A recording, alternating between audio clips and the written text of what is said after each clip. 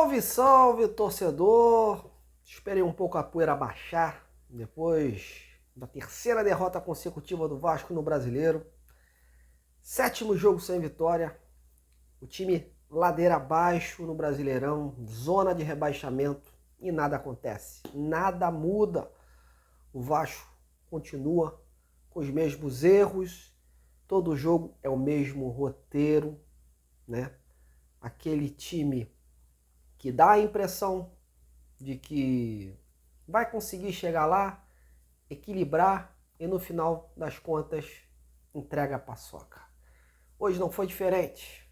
Não dá nem vontade de comentar sobre esse jogo, né? Mas em respeito a você, respeito ao canal, a todos que me assistem, venho aqui analisar não esse jogo em si, mas esse momento que o Vasco vive, né? Esse momento, a primeira crise pós-SAF e os muitos erros cometidos aí, tanto da atual gestão, quanto da 777, quanto da comissão técnica. Enfim, erros para todos os lados.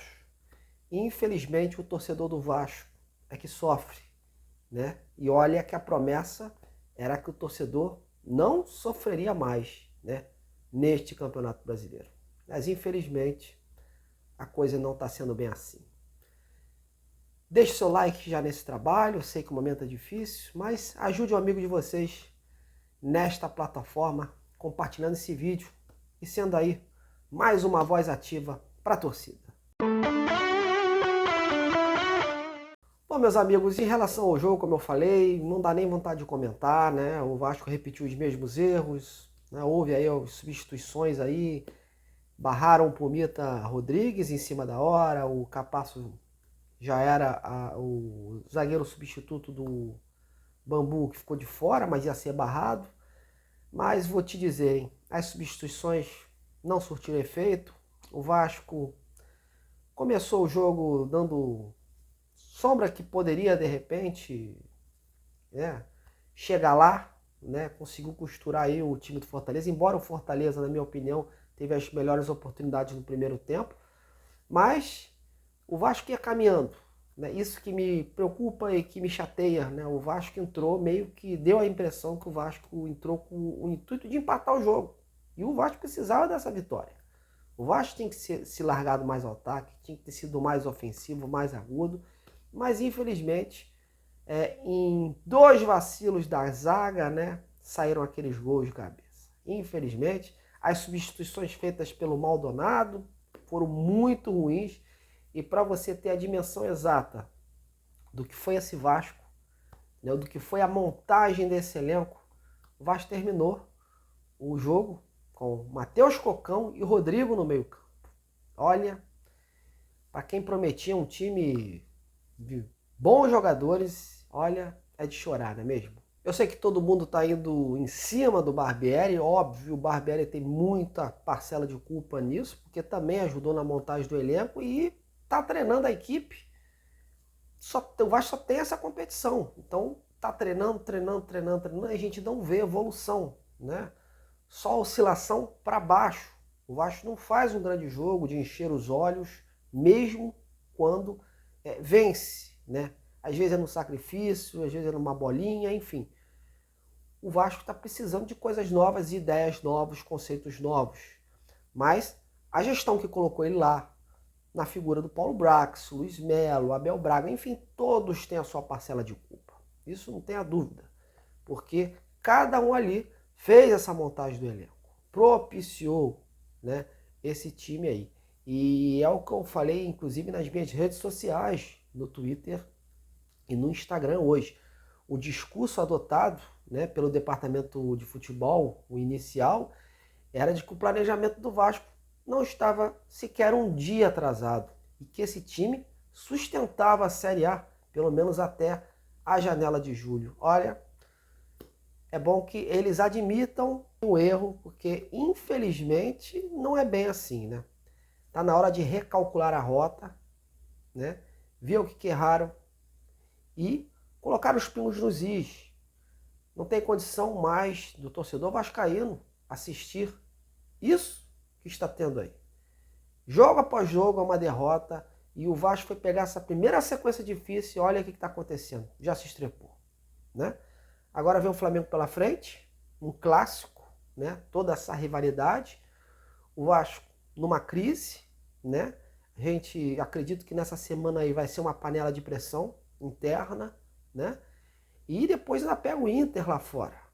E o Vasco continua na zona de rebaixamento e o torcedor vascaíno não vê luz no fim do túnel. Eu sempre disse aqui, o Vasco fez uma montagem de elenco, né? Pensou muito lá atrás, mas deixou a desejar do meio para frente. Tanto que hoje o Vasco teve o ataque com Alex Teixeira, Figueiredo e Gabriel Peck, o ataque foi da Série B. E ainda teve que recorrer ao Barros, que é da base, e ao Galarza, que nem na Série B do ano passado estava, que ele estava no Curitiba. Para vocês verem só. Então, o Vasco não tinha novidades. Tirando o Jair, do meio para frente, o Vasco não tinha novidades. E quando precisou entrar, entraram peças que infelizmente não acrescentaram nada. É o que eu vinha falando aqui, o Vasco falhou muito nessa montagem do elenco e principalmente nas peças de reposição. Você vê que o Juan Cruz, que era o substituto do Pedro Raul, sequer foi relacionado, né? E ele foi contratado para ser a sombra dele. Para vocês verem aí como a montagem do elenco começou deficitária, começou ruim. E eu acredito que essa semana vai ser uma semana de reuniões, uma semana de cobranças maiores.